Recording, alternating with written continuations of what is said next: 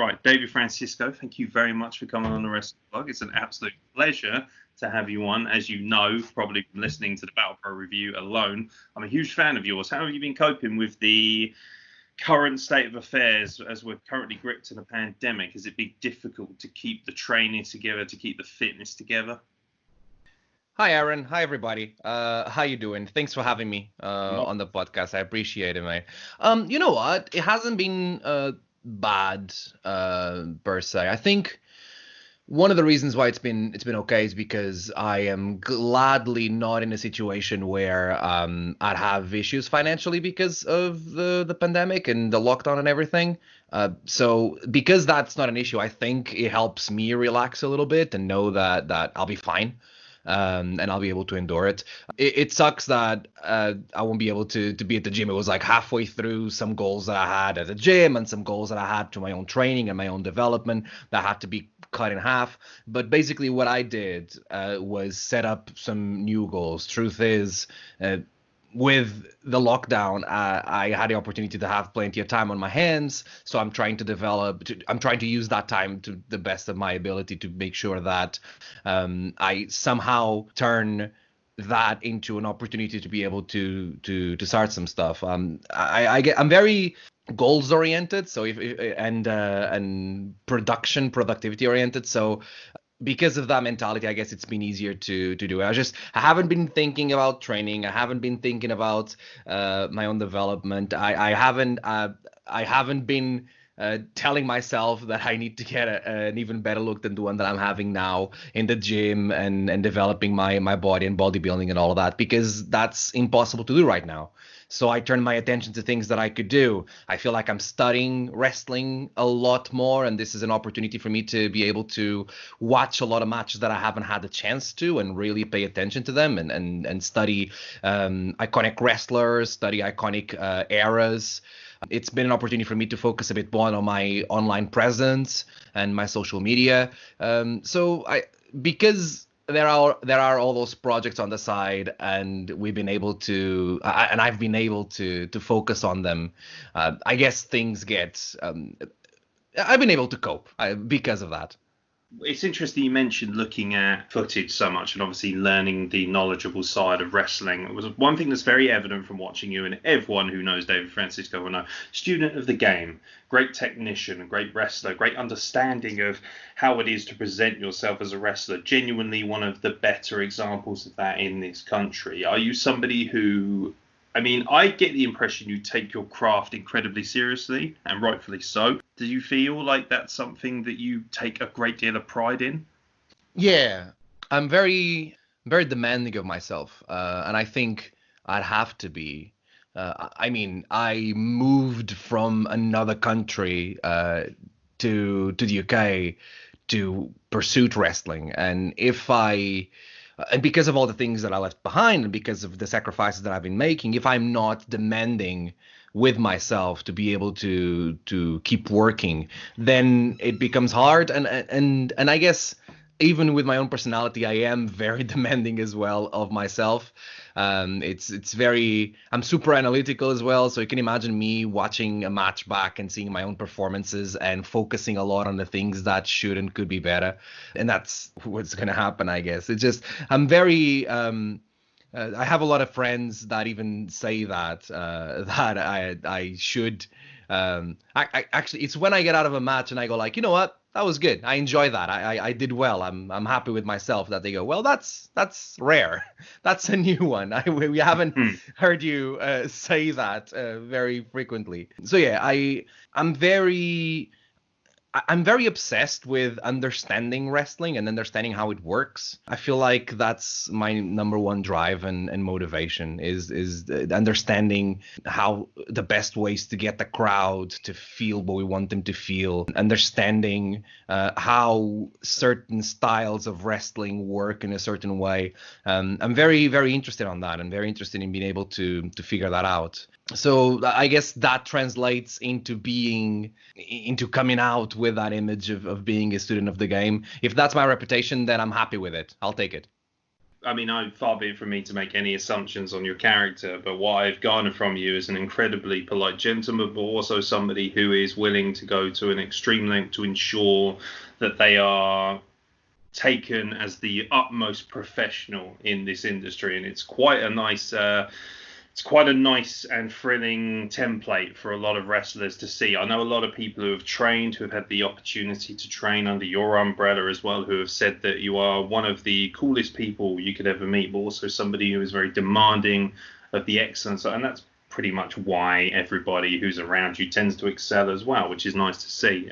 You mentioned coming over from a different country. Obviously, a lot of people will probably know that you are of Portuguese descent. Portugal is a beautiful country in its own right, and it's just starting to get a fledgling scene of its own, I've noticed. When did you realise that it was necessary for you to move abroad to truly work on your craft and become the wrestler you wanted to become? I feel like me and everyone in Portugal, even to this day, knows when you start in wrestling that you're not able to live off wrestling in Portugal. It's the scene isn't there, the demand isn't there. It's all about demand and supply, and there isn't a demand for wrestling in Portugal to the point where people are able to make a living out of it. And I knew that from the start.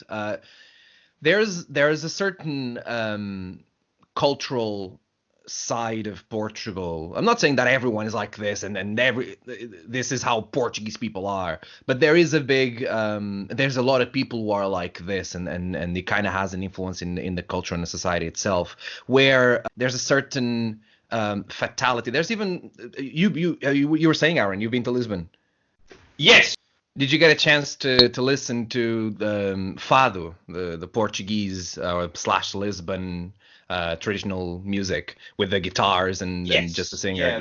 So fado means destiny, and it's in a way every time people use the word fado as synonymous of destiny, they mean it as a negative destiny, as in you're destined to have this miserable / average life, and you should be happy for the fact that this is the life you're going to have. Wow. And you should not saying that like all fado is like this. I'm just saying that there is a certain most of Britons like it, to be fair. Maybe it's an humanity thing, and I'm just being particular to Portugal. But what happened basically, it was kind of ingrained in me that there was no way that I would ever be able to be a professional wrestler and be able to live off professional wrestling because I was born in Portugal. And what are you going to do? Move to another country because of this passion that you have? So we always had that idea, and we always realized that it's not impossible, but the amount of investment and the things that would be needed for Portugal to have a wrestling scene that would be worth it, it would be too much. And so I always had in my mind that I wouldn't be able to do it until I finish university, and I'm starting to realize that the field that I choose to follow was not making me happy, and it's not what I wanted to do. And then I was at the house of my girlfriend at the time, and I was watching NXT years ago, and Paige won the NXT championship. Either that or Paige won the Divas Championship. And for some reason, Paige and I have similar ages. She moved from the UK to the US and was able to work to get the opportunities that she was getting. And I kind of, in a weird way, I related to Paige's story there. And it was like, you know what, if she can do it, and why wouldn't I be able to do it? That was kind of the moment that I decided that, you know what, I'm going to follow professional wrestling, and I'm going to move and do what I need to do to be able to be in a position to be able to do professional wrestling as a full-time capacity. How was the initial adjustment when you moved over here? What kind of age were you, and how did you find the cultural differences? Was it a big shock to you, or are you somebody who just kind of goes with that flow quite nicely? I think...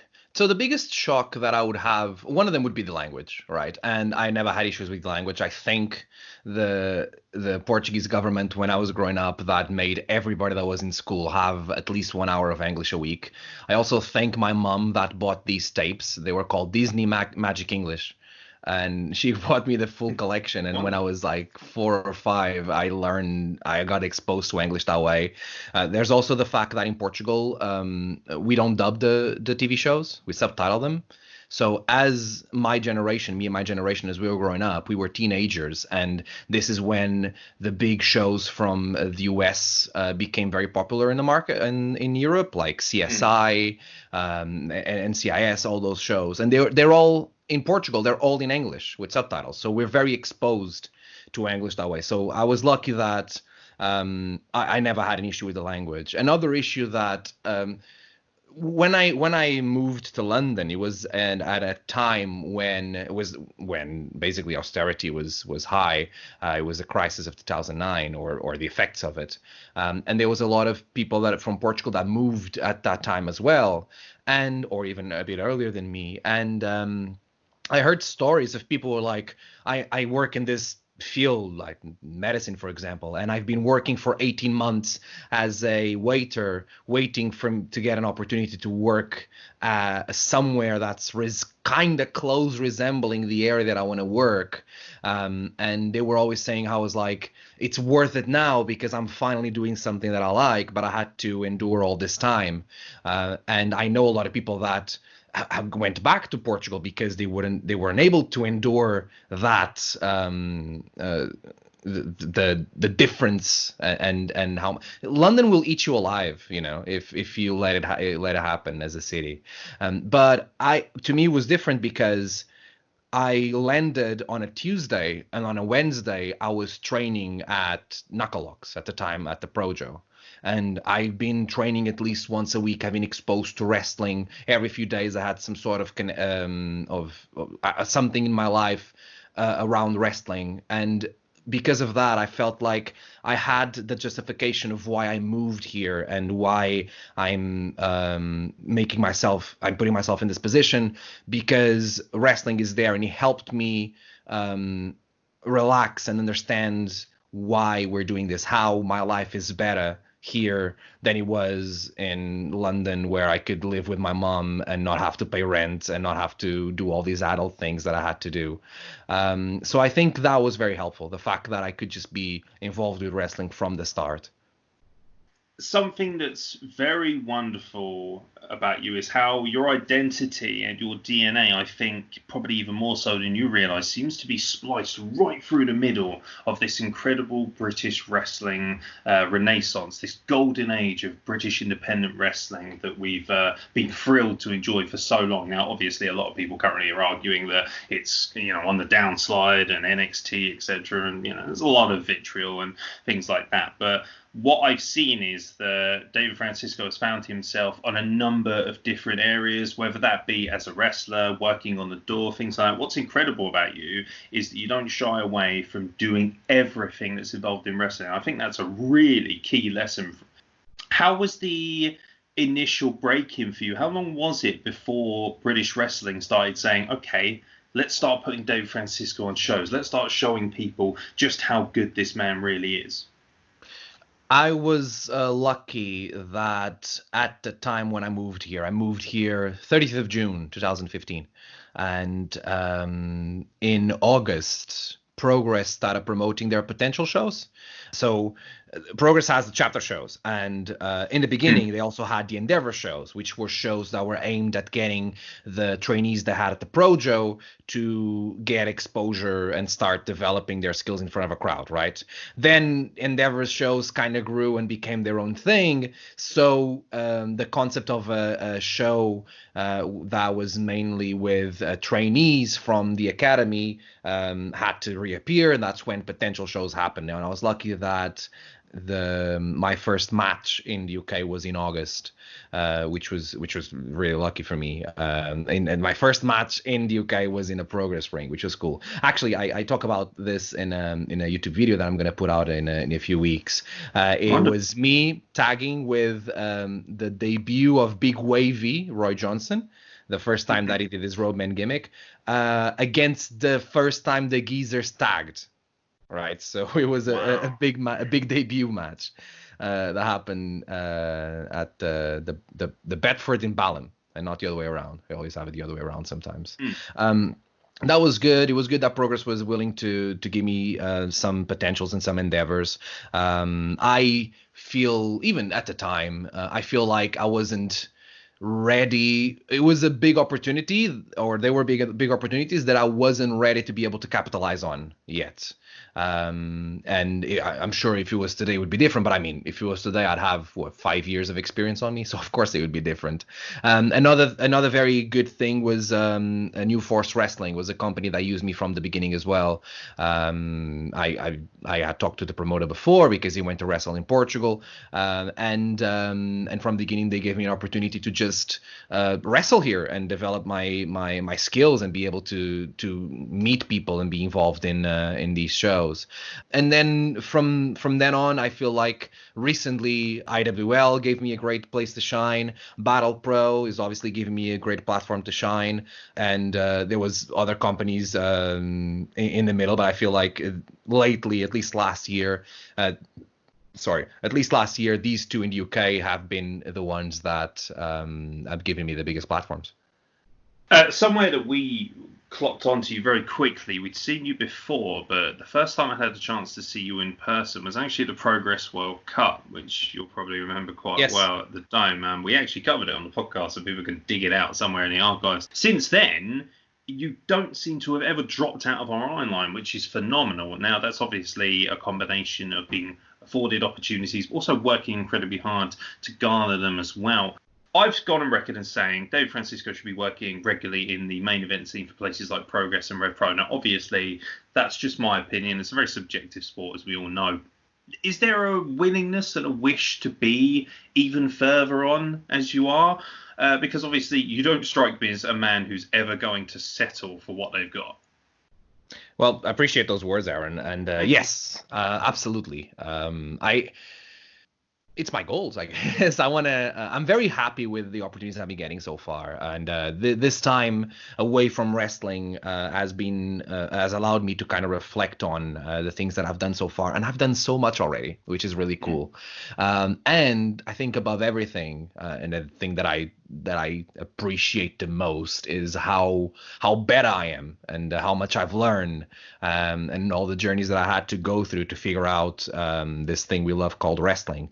And I feel like now, if I'm just from my perspective, right, I feel like now it's time to get opportunities to shine in those bigger stages. Obviously Progress is the most, because I wrestled for Progress before, is the one that's most obvious, where people regularly come to me and like, when are you going to come back to Progress? When are you going to debut in a chapter? And well, there's two things, which they're kind of related, which is basically when I wrestled for Progress, it was at a time when Progress was not, it was still growing, and it was not the world phenomenon that it is today, right? Progress is one of the most famous indie wrestling companies in the world. I wouldn't be surprised if it is the company that has the most subscriptions on the on-demand service in terms of indie companies.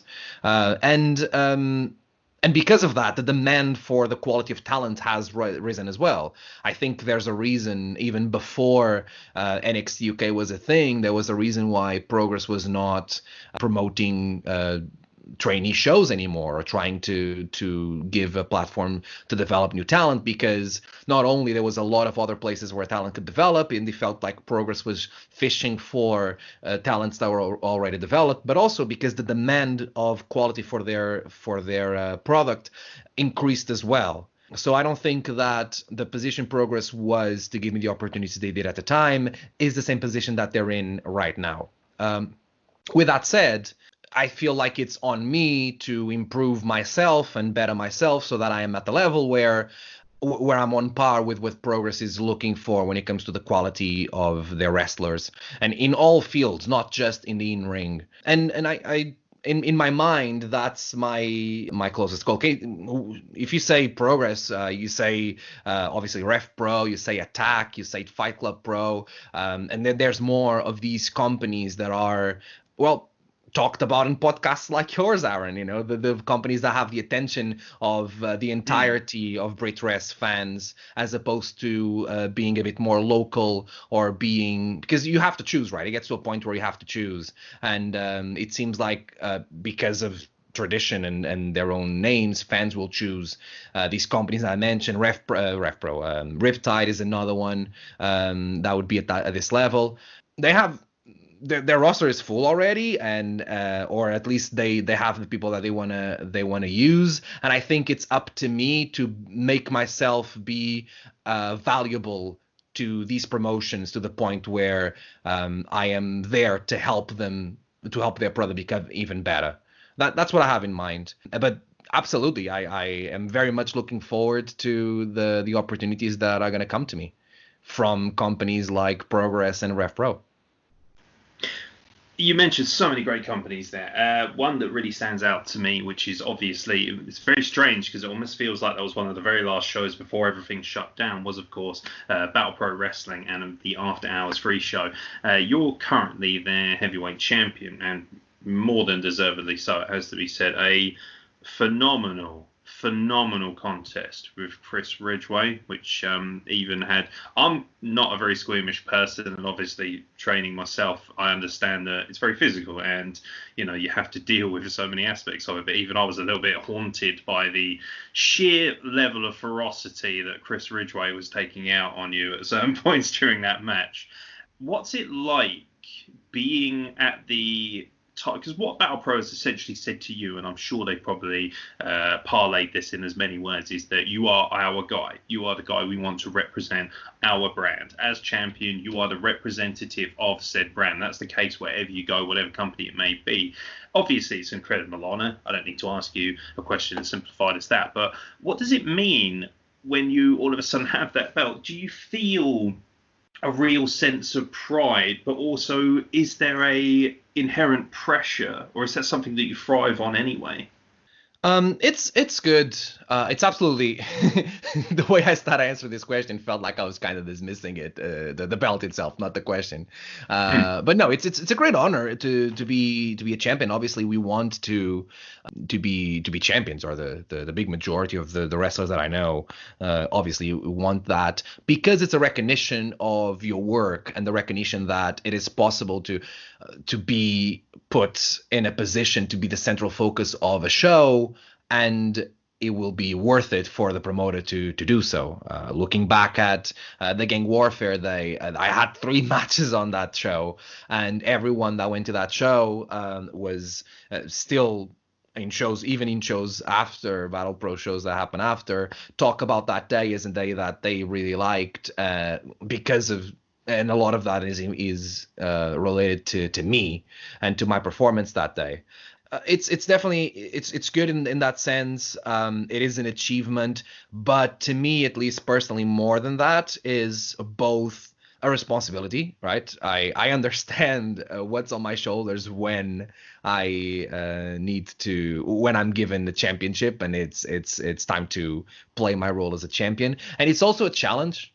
That's my favorite way of looking at it. I don't think I've ever been in a position to be a main event babyface anywhere. So it's a great challenge to learn how to do that and figure out who is main eventer babyface David Francisco, especially because and in Battle Pro is a big part of this. Throughout the last year, I've been having not a big character transformation, but a few character transformations that are significant. So the fact that I'm able to have Battle Pro as a platform to try out and put in action what's on my mind when it comes to David Francisco, the wrestler, it is great. So that makes me happy more than the ability to be able to take the picture with the championship that's right there and I'm looking at it. Is the fact that very soon I'm going to be able to put that championship in a bag, carry with me to a show, and have fun being David Francisco, the Battle Pro champion. It's a great challenge, and it's really fun, and I'm very, very happy and proud that I was given that opportunity and put in that position. something I wanted to ask actually was based on the fact you just mentioned the fact that you were transitioning into a babyface character in Battle Pro. Something that I've noticed, obviously I haven't watched you in every single company because it's just not really physically possible. But one thing that I have realised is that you are predominantly a bad guy, a heel, an incredibly aggressive and obnoxious one in the way that you purvey your character, which is very well done, to be honest. How's the challenge been being a babyface? Do you still prefer the character traits of the heel, or are you starting to really thrive in that environment as a good guy, a babyface, that hard graft worker that everybody can look up to? I definitely prefer to be a babyface than a heel. That answer may change in 2 years, just like it would change if you asked me this question 5 years ago. But I feel like right now, even a year or 2 years ago, I feel like right now, I prefer the role of the babyface. I also surprisingly feel that it suits me better. If there's something that I've been learning recently, it's that. I feel that the connection that I'm having with the crowd has been way more what's the word? Not realistic, but genuine, okay. Right? The connection that I have with the crowd has been way more genuine lately, especially in these places where I've been able to be a babyface. Also, having become a babyface in Battle Pro has helped me play my role as a heel better in other places, and I'm thinking of Rix as one of those examples, Wrestle Force as another, because there are some things that, because I've never experienced before, I didn't understand, and I can now implement those things when it comes to the connection with a crowd into my my work. I feel like I am a better babyface than I am a heel. At least at this moment, and I am enjoying being a babyface more than a heel. Maybe because I've been a heel for so many years that I'm getting a bit tired of it or want a bit of a rest. But I think the number one thing that to answer what I was saying before, the number one reason why I think my connection with the crowd has been genuine, as opposed to just being the crowd reacting a certain way because it's a wrestling show and it's what they're supposed to be. They're actually genuinely, they're not forcing themselves into a reaction. They're just reacting because that's what's happening to me, is because being a babyface has helped me figure out more who David Francisco is as a wrestler. I feel like in the beginning, it's the way it's going to happen, and that's fine. But I feel like for a while, I was playing the trope, that specific trope of the heel that fantastic David Francisco would fit in. But now that I kind of freed myself from that way of marketing myself, therefore that trope, I was forced to figure out who I am as a personality. And because of that, that personality has been coming out more, and people and people will connect better and more genuinely to a personality. You need to figure out who you are in the ring.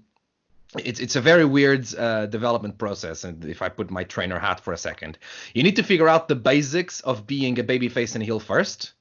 Then once you figure that out, you need to strip that down of yourself to figure out your personality and who you are in the ring. And then once you figure that out, you need to put back the basics of being a heel and a babyface, because now you're going to play those roles according to your personality. There are some traits of my character that I didn't have before, and I've been able to learn of myself this year, like the irreverence, the fact that my character takes things seriously, but will have fun while taking things seriously, as opposed to not taking things seriously. I put it in a way. There's a difference between Tony Stark's humor and Peter Parker humor, right? And that's something that I've been thinking a lot, and I think that's the best way I define the attitude my character has towards a wrestling match and the fight.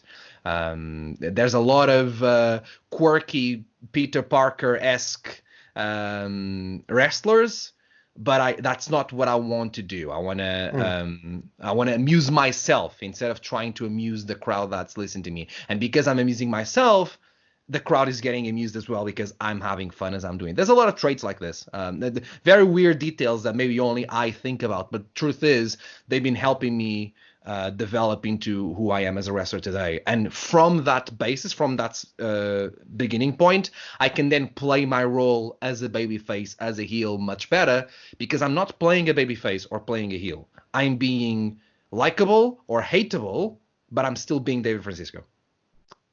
If that makes sense. Yeah, no, it does. What's wonderful about it is you've just been able to essentially, with a great amount of eloquence, explain what I try and explain to people when I say how enjoyable wrestling is when you watch a wrestler that's clearly enjoying themselves. I think there's something. I don't think all wrestlers have that within them yet. I think there's definitely the ability to obviously flourish forward. But when I watch you, for instance, the Chris Ridgway match, the reason I bring back to that is because there was very much in evidence during that match. Obviously, the story told was one of incredible hardship, overcoming an incredibly ferocious competitor. But what was wonderful about that match to me was the fact that, like you say, it wasn't a case of you, when you were clearly enjoying yourself or having fun, there wasn't a case of, oh, David Francisco is playing to us. It almost felt like you were playing to yourself. And through that, I think a lot of fans were very savvy enough to pick up on the fact that the psychology brought there was, oh, look at how much he's enjoying himself. And because he's enjoying his craft, because he's enjoying what he's doing in his performance, we then get a special sense of warmth from that. And we get that when we watch things like sport, for instance. You can clearly see when a footballer, for instance, as an example, is enjoying his craft, really applying himself on the field, but also having fun, playing with a smile on your face. That correlates to a warmth that fans can pick up on and they can enjoy, particularly when they're watching it up close, which is what something like Battle Pro affords. Is also that wonderful connection. You're able to get so close. The Resistance Gallery, I imagine to you, is almost like a second home. I imagine it is to a lot of wrestlers because it is kind of like it's got a heartbeat and it feels like a small living entity in its own right. Is that fair to say? I'd love to claim the Resistance Gallery for myself that way, because I was looking at my list of matches. I was actually having this thought like a few weeks ago, where like, look at the amount of great matches that you've had at the Resistance Gallery. There's the Chris Ridgway one. There's a death match with Mills. There's a lot of the IWL matches. There's one more that I can think now. There's even the Knuckle Locks versus Lucha match we had. I've had a lot of really fun moments. The show was phenomenal. It was really fun, wasn't it? I had a lot of fun on those matches. But then, and I was like, oh, that's cool. I'm like, if Shasemos is a king of your call, then I can be the king of the Resgal. And then immediately I realized that almost everyone in the London wrestling scene had great matches at the Resistance Gallery because we all wrestle there. So I can't claim that to myself, unfortunately. It's a shame. It is a different environment. If you listen to this and you never had a chance to go watch a show at the Resistance Gallery, go do it. It's just, you were talking about the proximity and it's so intimate, you know. In a weird way, there's the Cockpit is also very intimate in terms of the way the space is disposed, which is great. But I feel like sometimes the Cockpit gets too intimate and the crowd doesn't want to make noise and react because they feel like they're too much on top of the action. It's a weird thing. Not every time. I'm not saying this happens every time. I'm saying sometimes you can feel that. But that doesn't happen at the Resistance Gallery. And I still wonder why. Because I guess I'll have to wrestle at the Cockpit and see if I can find that out. I'm very blessed that I've been to almost literally every Cockpit show. It's something we've covered quite fervently. I think one of the things about it is it does have a much more of a theatre-based environment. And I think people, when they go to see it, at least from what I've garnered from people around me, is that they feel like they're watching the performance more, so they should be silent and take it in. Whereas in the Resistance Gallery, it feels alive, and the people within it are very vocal and want to feel the electricity flow through themselves. As you probably would have noticed at that last show, incredibly incredibly vociferous crowd, a crowd that wanted to make themselves known without, in a very nice way though, without overtaking the performance of the characters, which is very important, because there are fans who, unfortunately go that other way with it. But that's It may also be the style that's wrestled in these two venues, right? There's the style that Rev Pro wrestles with. It's different than, let's say, the lucha style, right? And that happens there. And just to clarify, I'm not saying that the crowd at the Cockpit sucks, right? I'm just saying that sometimes, very rarely, but sometimes you feel like the people are a bit intimidated. I've seen the Cockpit be crazy loud and intense in very specific and key moments. Maybe the most recent one has been Michael Oku and Pac. It's just something that I or even Matt Curtin and Eddie Kingston. It's just something that I figured out, that I haven't figured out. That's my point. I haven't figured out something that I'm trying to figure out is how does the disposition of the crowd affect their willingness to be part of the show in that sense. And sometimes it happens in the Cockpit. At the Cockpit. It's interesting. I do think, because wrestling is obviously built of so many different art forms, something that I've always noticed going from, I'm very blessed that I've been to so many different places and covered so many different things.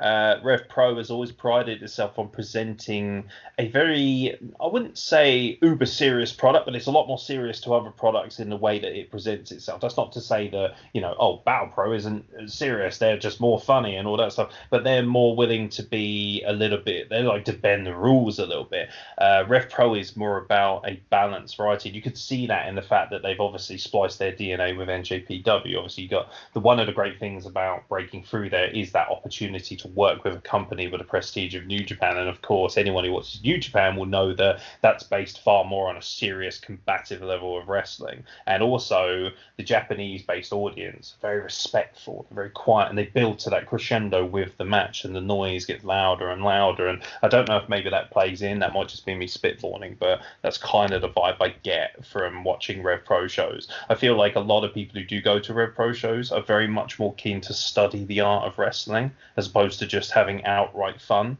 Like, for instance, one thing that's lovely about the Cockpit is being able to see someone of Zack Sabre Jr.'s quality up close, because that's when you get to understand the transitions, the beautiful fluidity of what he does, the wizardry of being a technical wrestler. And I feel like the Resistance Gallery offers that, but in a much more aggressive format. And that's what's been wonderful about watching you grow there. And on the other hand, I don't think that you'd be able to have that kind of detail into, say, Zack Sabre Jr.'s work if he was at the Resgal. As from a crowd perspective, you wouldn't you wouldn't be able to see that just because of how the space is disposed. Yes. Yeah. And maybe that's another thing. It's so much easier to focus on the details of the wrestling match at the Cockpit as opposed to the Resgal, which maybe people, as you were saying, they zone in and they want to watch the wrestling and then they're standing there enjoying it so much, and you wouldn't be able to get that at the Resgal in terms of the space that is. This is interesting. There you go, Aeron. This is what we spend our afternoon talking about spaces, intimate wrestling rooms. Yeah. You didn't think you'd spend so much time talking about how well a room affects something, but there you are. And if you were wondering if I was talking truth or not when I was saying that I was really analytical, well, just listen to the last 5 minutes of this podcast, because I think about things a lot, guys. I'm absolutely thrilled because I get a chance to really delve in and show a bit of my intelligence for once, as opposed to just yarning like a gigantic mark. So I'm very pleased on that perspective. Something that I wanted to ask you, just as a kind of quick fun aside, was how much does it hurt when Chris Ridgway kicks you that hard? Have you ever had your soul being kicked out of your body? Only once, yes. Yeah. Now imagine having that 20 times in a match, or as many times as you kick. Man. There's I ended the match, right? And I'm like, okay, I won. That's cool. I'm battered, but I'm normal battered. I'm as I expected to be battered. I'm not worse than I thought I would be. And then the next day I woke up and it felt like I did a really hard back session at the gym the day before, because my back muscles had DOMs from being kicked.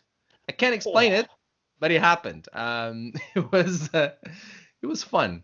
It was fun. You need to be weird to be a professional wrestler, Aaron. You need to enjoy being kicked in the back like that, but or slapped in the face. I'm talking about kicks in the back. Are we talking about the fact that every time I turned my neck a certain way for a week, I would feel it, just because of how much I was slapped in the face? It was fun. It was fun, Aaron. Wrestling is fun.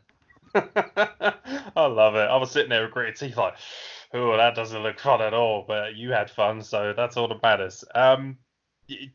Like you say, wrestling requires such a great. I say that to people. I've only been training for 18 months. I say to people, you have to be so weird. You do, and people sort of say to me, well, you're weird, so it works. I'm like, cool, that works for me. From a mentality aspect, where would you like to see yourself go? Do you see yourself obviously at the pinnacle, working your way towards? You mentioned Paige right at the top of the podcast, and how she had grown from, something so small and that fledgling sort of WAW mentality, and all the way through up to the finest pinnacle of our sport, being on the the grand stages of places like WrestleMania, like being on Raw and SmackDown weekly. Is that somewhere you'd like to go? And would you like to take this character with you, or are you hoping that just as things go, you're going to continue to evolve until you reach the pinnacle? No, I would definitely want to be a big star, a big worldwide star in professional wrestling. And I'm gonna say this, and it's gonna sound like a cop out. It's not what it is. It's just I'll just want to clarify that I'll be happy if I'm not. Okay, I'll be fine. But it is as a goal to wrestle for the biggest companies in the world, in the biggest arenas in the world, have the experiences that a lot of the people that I both know or just see have. Right? I want to wrestle at Korakuen Hall. I want to wrestle at the Tokyo Dome. I want to wrestle at the MGM Arena. I want to wrestle at the Sears. Which one is the Chicago one? Is it Sears? Sears Center? Yes, Sears Center. There. Yeah. I want to wrestle at Madison Square Garden, and all the other things that you can think of that are at this level. I want to do it. I am not. I don't have WWE as a dream. All right. It's not WWE or nothing. I'm listening. I'm not saying that I'll never go to WWE. I'm just saying that I'm listening. But I would. My point is, to be able to achieve that, it doesn't have to be WWE only, and it doesn't have to be AEW only. It doesn't have to be New Japan only. There's whatever. I'm gonna keep working hard, and I'm gonna become the best wrestler that I can be, and become the wrestler that I know I can achieve, I can be in my mind. And I am sure that by doing that, the opportunities will come.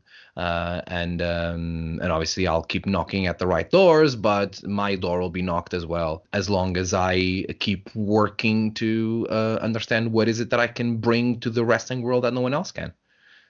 You're building this incredible journey, and we're very blessed that we get to see it only in a microcosm of what you're doing. One thing that really excites me is the fact that while you're doing all this, you're also giving back to the British wrestling scene. You're working incredibly hard to help build the next crop of wrestlers through places like Knuckle Locks.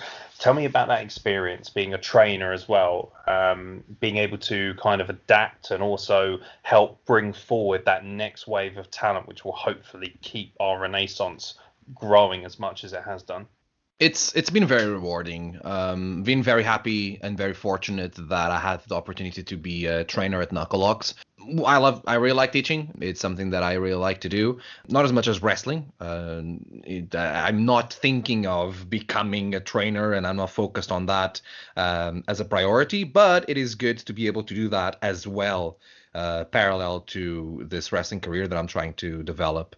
And I was really fortunate that years ago run a few classes, and that became eventually run a beginner's course, and I've been on the team ever since.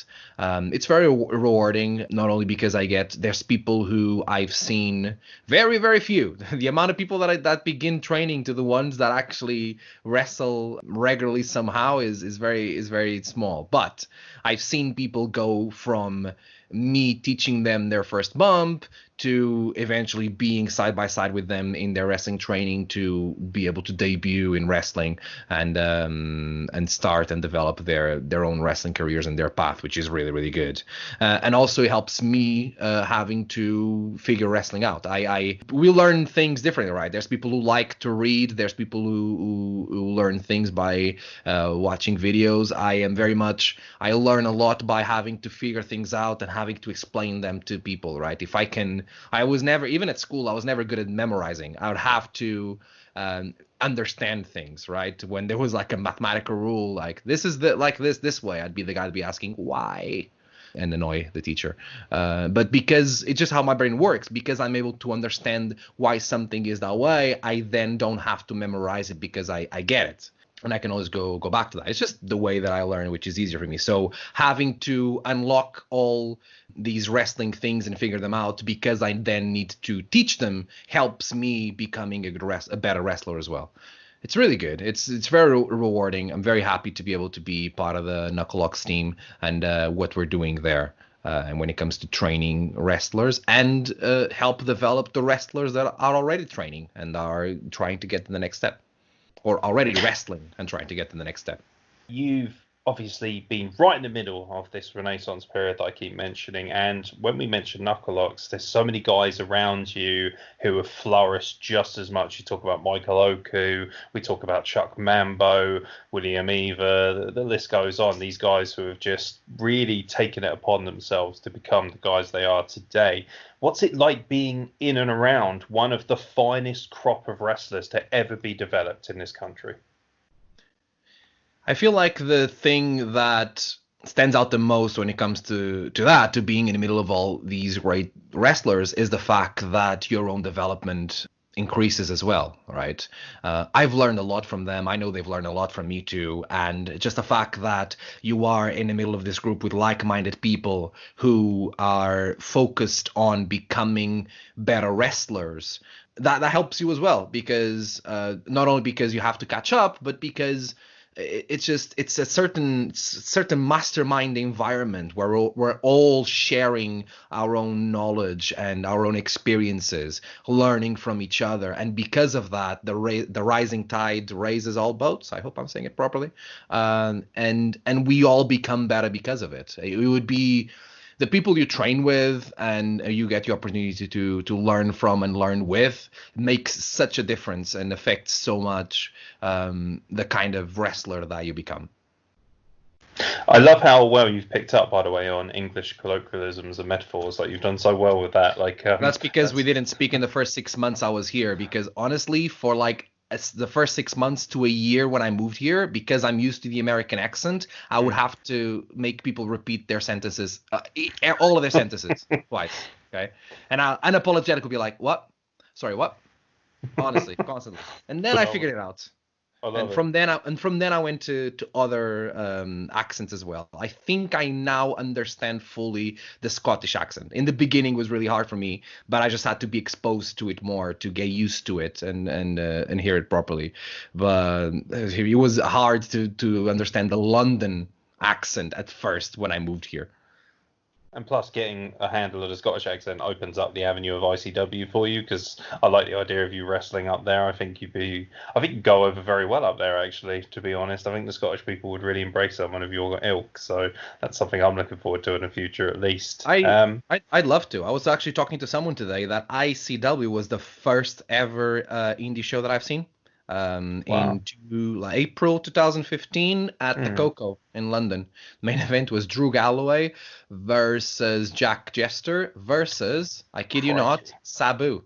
Wow, he's a different animal within his own right, Sabu, but that's not a bad main event, is it, to be fair, to be able to see in first thing. Something that really intrigues me about you is how you've really started delving into the different formats of wrestling. You haven't just said, hey, I'm a great wrestler, I'm quite happy just being on the mat, grappling away or striking. The fine example being the death match that you had at Battle Pro. How was that as an experience for you? Is that your first kind of real foray into the more hardcore element, the extreme element of wrestling? I've done a few matches. I'm going to call them weapon matches before. Actually, the majority of them have been with Mills. Not all of them. I've done a few in Portugal as well. But I think here in the UK, I have to go back, but they may have been all with Mills. I had a leather match with Mills. I had the no DQ match that I did well with Mills, and that match was crazy. It's good. You know that you were talking about delving into different styles of wrestling and everything. That was one of the reasons, maybe the biggest one, why I decided to drop the fantastic presentation. I felt like because I was marketing myself a certain way, presenting myself a certain way, I was also labeled a certain way. I don't think that people believed that David Francisco could be more than that specific. I mean, if you didn't know, if you don't know anyone, right? If I tell you, we're gonna book, you look at the list of people who are who are gonna wrestle at a show you're about to go, right? And one of the wrestlers is called Amazing Aeron Adonis. You know exactly the kind of wrestler he's going to be, right? Yeah, exactly, absolutely. right? You in your mind, you form the idea of who this wrestler is going to be. And I felt like both because of my strengths and this presentation, I was being slotted as a certain type of wrestler that is only going to be able to give us a certain type of result and only can bring value in a certain way and is only slotted a certain way in our card. And one of the first times that I felt that actually was you were mentioning that earlier was at the World Cup, because the way I was booked, and I don't say this out of bitterness, right?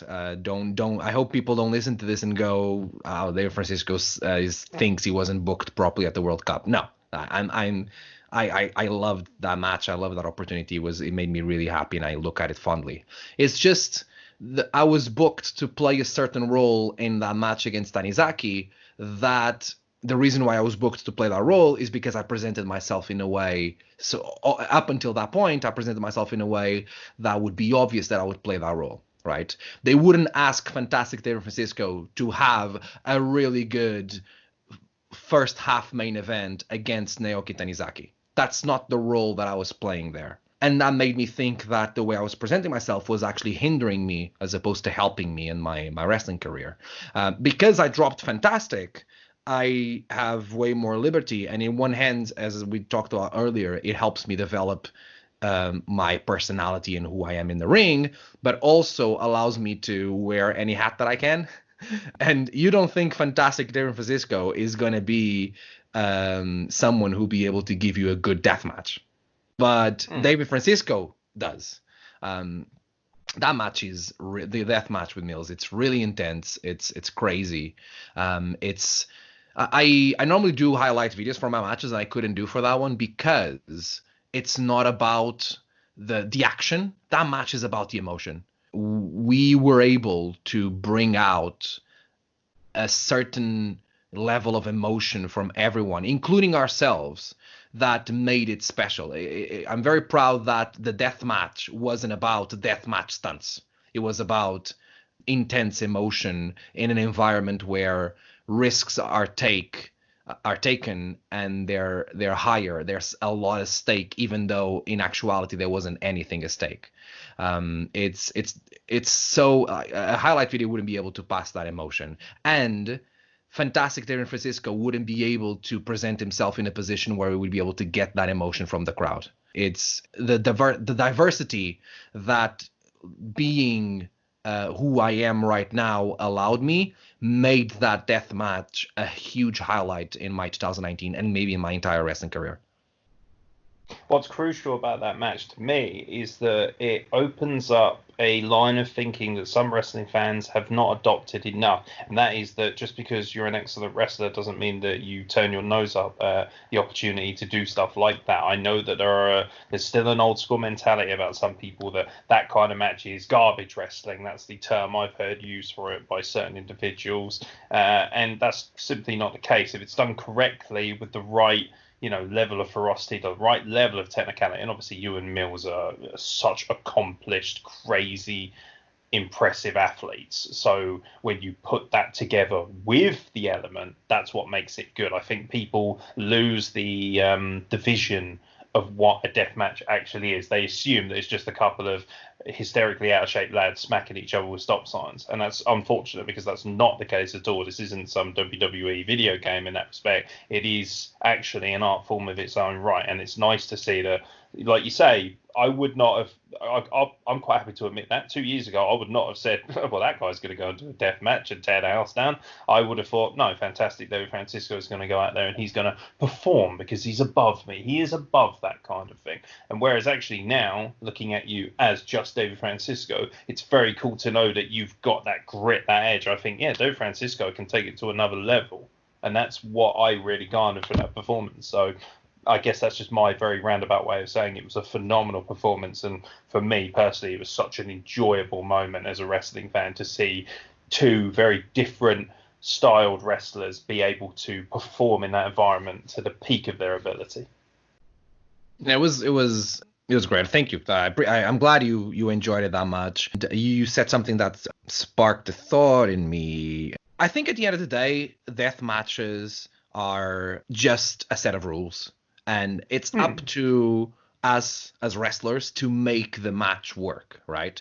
The way I see it, people, of course, people are going to, a match being announced as a death match is going to create more interest, just like a match being announced as a cage match or announced as a ladder match is going to create more interest. But at the end of the day, the most important part of that match is not the cage stipulation or the ladder stipulation. The way I see it, it's us as wrestlers who need to grab those. That's just circumstances. Rules of the match are just circumstances. And then it's up to us as wrestlers to use those circumstances to create professional wrestling. I think that a death match is as much professional wrestling as a classic American singles match, as a 6-man lucha match, as a World of Sports round match. All these differences in style and all these rules are just, at the end of the day, circumstances. The wrestlers will then use those circumstances to create the stories and the professional wrestling that people actually went there to see. I feel like when people came to see the death match, they didn't come to see the death match. They come to see David and Mills in a death match, in a different circumstance to the ones that they have been able to see before.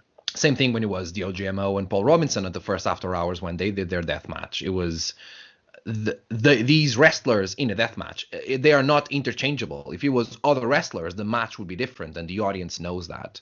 And in my mind, that's the key to any professional wrestling match. I will be able to create an enjoyable wrestling match, no matter if it's a death match or a 6-man no tags lucha rules match. That's the challenge. That's what I love about pro wrestling.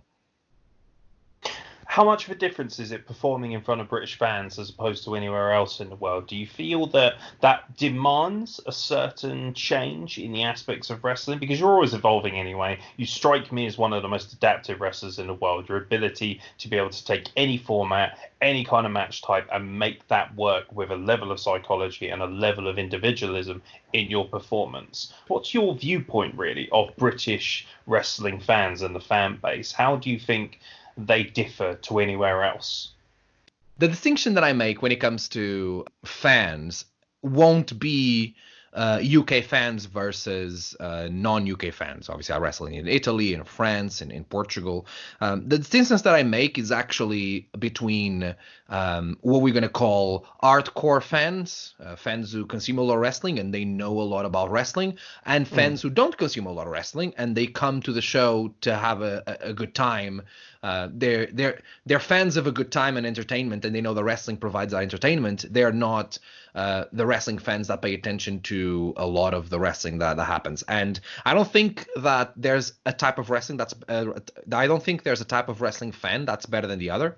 It's okay. I appreciate you coming down to watch the show, whatever it is whatever your relationship with wrestling is. But I do think that distinction is there, because And the reason why I say this is because in the UK, I've wrestled in front of, let's say, the After Hours crowd or the Progress crowd, which is very knowledgeable and very savvy about wrestling. And I've also wrestled in front of Wrestle Force crowds, which are crowds that live local. They see that there's going to be a wrestling show in town, and they're going to go to see the wrestling and have a good time.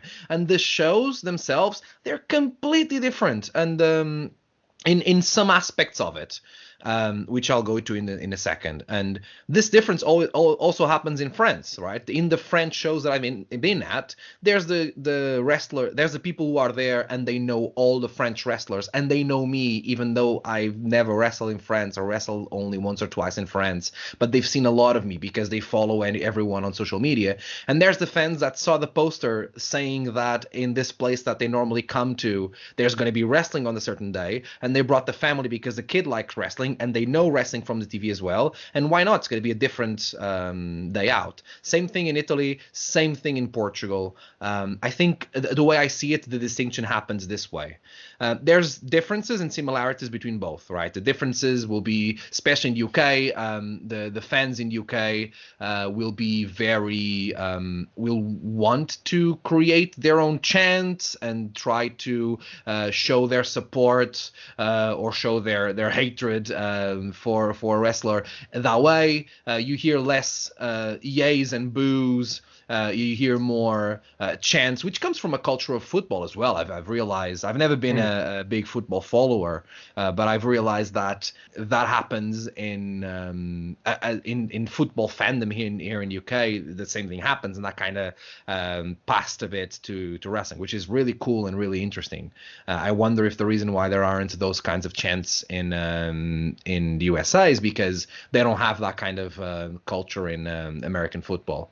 They just go there to see the match, and they won't create chants to support their team. I don't know. I'm curious. I don't know if this happens or not. I think it would be interesting to go and find out. But where you're going to see the other fans will be fans that maybe they won't even react a lot during the match while the match is happening, and they will react a lot to the wins and losses and the finishes of the match. Or if a wrestler shows out a bit more, then they feel like that's the time because now the attention of the wrestler is on me instead of being on the wrestling ring. They'll I feel like knowledgeable fans will know when to react, where the casual fans will just react when they feel like it, and it's a bit more the organized. And I've seen knowledgeable fans before in the middle of crowds being a bit, what's the word, disgruntled that these casual fans were reacting in a certain way that doesn't suit where the match is. That was really fun because he was being a bit of a snob. Anyways, the similarities though is that at the end of the day, all these fans are people, and you will connect with these people in the same way. It doesn't matter. You're knowledgeable of the amount of knowledge that a wrestling fan has at the end of the day doesn't influence my ability to connect with them as a person, as a personality. And that's where the key to wrestling is. So not that I think the hardcore, the savvy wrestling fans think they're better fans, but I think that there's wrestlers who think that these fans think they're better than the casual fans, and that's not the case because what we're doing in the ring as wrestlers, at the end of the day, is in micro and details it is affected, but in the macro, in the real reason why we're there, in the connection with the crowd, in the storytelling, it's not affected by the knowledge that a fan has of professional wrestling. No, I think fans' emotional response will be there irregardless of their knowledge. Like, I consider myself a relatively large student in a game, but I will still just, I went to Wrestle Force in East Grinstead and just relaxed and enjoyed it for what it was. I like the ability to be able to sit down and say, oh, I don't have to analyze this. I can just watch this and enjoy this as a performance, and I'll still take that emotional value wherever I go. So it's really nice you mentioned that, actually, because a lot of wrestlers have said to me in the past, certain fan bases work them or, frustrate them because of their mentality towards them. They think they know better. There's a lot of buzzwords around wrestling. Marks. There's that. Like there's people who say that. I hate when a wrestler comes back and goes like, "Oh, the crowd is really bad today." No. That's like that's like saying that's like a football player, right? Coming back to the locker room after he wasn't able to score a goal and be like, "Oh man, the other team is playing really well today." No. It's your job to figure out how to score your goal. It's your job as a wrestler to figure out how to get the crowd.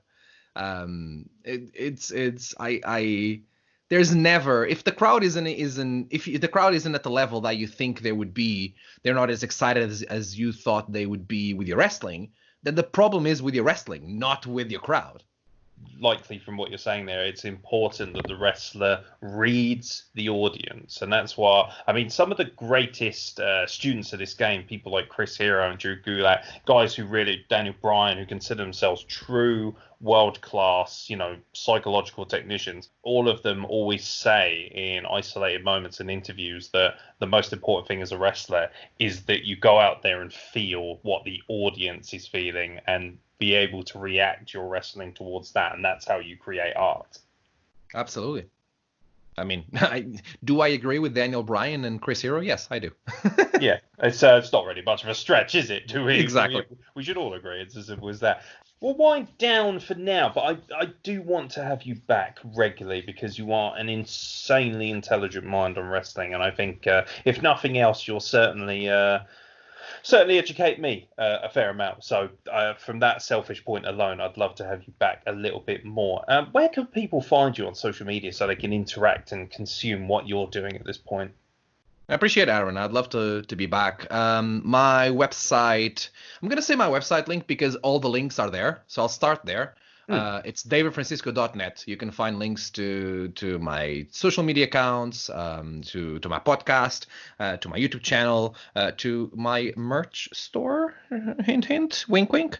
Buy now. if you want to support me, that'd be a very good way to do it. I've been getting some merch buys. To be fair, I need to process them and send them out next week. Some people have been kind enough to buy some signed pictures, which I appreciate, and I'm going to send them out soon. But yeah, I'm everywhere. DFrancisco_1, Twitter, Instagram, Facebook as well. You need to actually type _1 or just look for David Francisco and you'll find me. TikTok as well. Still figuring it out as well, but I'm on TikTok. And yeah, I have a podcast. I'm very much, if you listen to it, you'll get it. I really don't want to have just another wrestling podcast. So I want to make sure the format is different. I'm making it shorter, and I want it to be nice and quick. But I got that. I've been spending a lot of time as well, relaunching and organizing my YouTube page. Once again, youtube.com/dfrancisco_1. You can find a lot of content there. I have promos, I have full matches, I have highlights. If you want to find all my video content, maybe that's the best way to do it because it's organized in playlists and everything. But yeah, give me a follow. I'd love to. And let me know what kind of content you'd like to see and what you thought of this conversation. Go there, give me a follow, say that you heard me on Wrestle Plug and now you follow me because of that. And anywhere, Instagram, Twitter, YouTube. Yeah, tweet us. All of your social media links will be available. So if anyone's listening and you did miss them, please check out the description of this podcast and also check our social media as well. You'll be able to find everything you want about David Francisco and also where you can buy one of his lovely pieces of merchandise, which I highly recommend you do. Thank you very much for coming on. From a personal, selfish aspect, I have been a huge fan of yours for the better part of 3 or 4 years now. And as somebody who is a absolutely awful wrestler, but at least trying to learn the ropes and has had some very small fledgling appearances on shows, I take a great deal of inspiration from not only your work ethic, but your presentation. And that's helped boost not only me as an individual, but this podcast as well. Now, thank you, Aeron. Thank you for the invitation. Thank you for allowing me to talk about me for an hour. I have fun doing it. Now, thank you. It was lovely.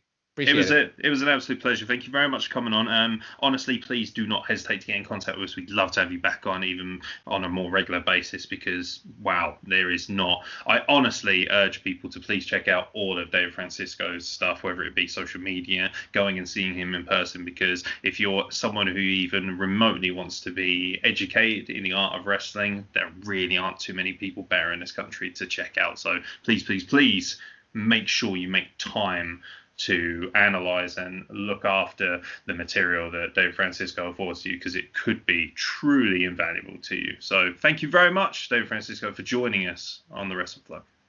Thank you.